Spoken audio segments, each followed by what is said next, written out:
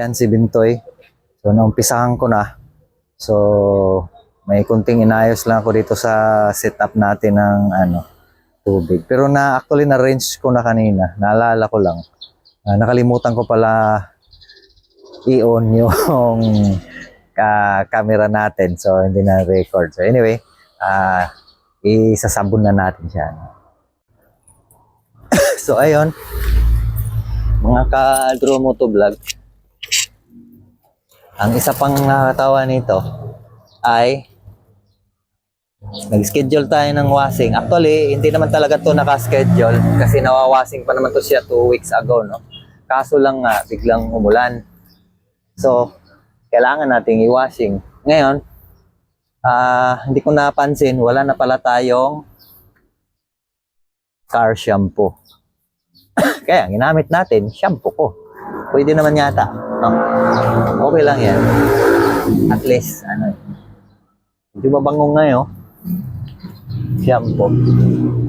Pero, kung ako, no, mga ka-Draw Moto Vlog, I'm not encouraging everyone to use shampoo, no?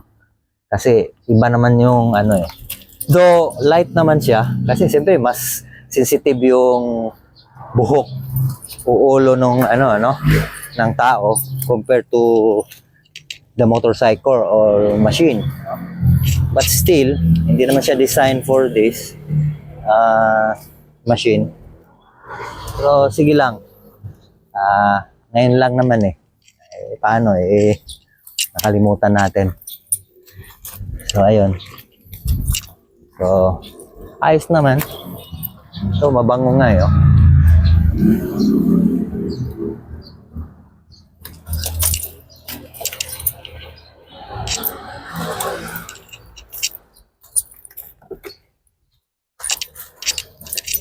Yan.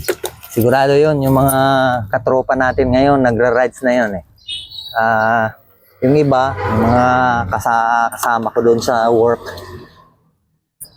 sabi nga nila, magbe-beach yata sila ngayon.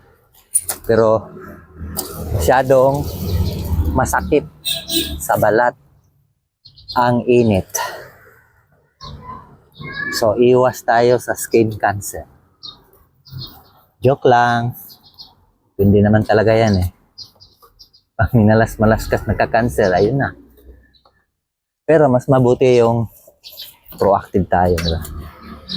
Yung bang kung pwedeng iwasan natin yung babad sa init.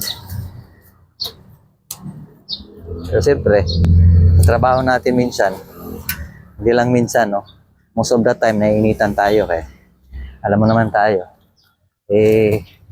construction worker lang tayo. Pero, I'm proud of my work. Siyempre, doon tayo nakalinya. Tsaka, doon din nakikinabang yung pamilya natin, no? Sa pagiging construction boy. Anyway, mamaya ulit. So ayun mga ka-Draw Moto Vlog, welcome back. Ngayon, mag-range na tayo. So actually, simpleng pang-washing lang to. Hiniram ko muna yung pang-dilig ni Mrs. Yung in-order natin ay yung mayroon tayong rectify na battery operated na pang-car wash. Kinonvert natin siya ng 220 AC. Pero DC pa rin yung supply. Pinakonvert natin sa kasin natin. Shout out kay Federico Apaw. Isa siyang magaling na electronic engineering o electronic engineer. Medyo mahina nga lang pero pwede na.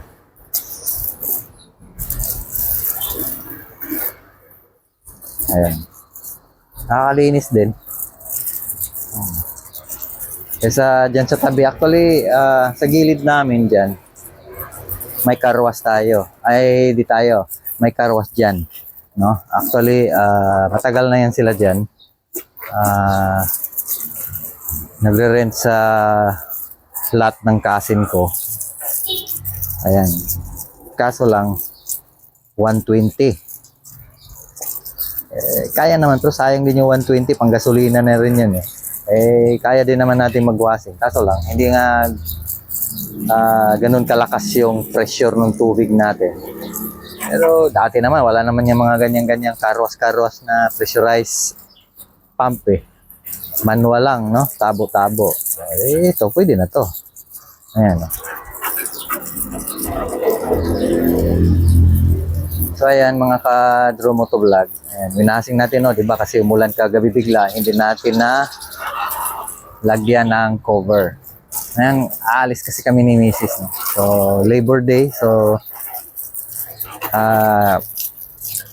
ano sa mga ano natin, sa mga labor natin, sa mga trabahador. So araw nyo 'yon, araw natin pala kasi trabahador din tayo. So ayan, relax lang. So plano namin ni Mrs. Hindi naman siya gala, but pupunta kami ng Wilcon, Cordova. Titingin-tingin lang, baka may makita na pwede dito sa bahay natin. O sa bahay kubo natin, sa munting bahay ba. So at least, mahilig kasi kita si Mrs. ng mga kung ano-ano din sa kitchen, sa bahay. Mga small things or may lalagay lang. So anyway, I will continue washing my mutmut, ibintoy. So, peace out muna.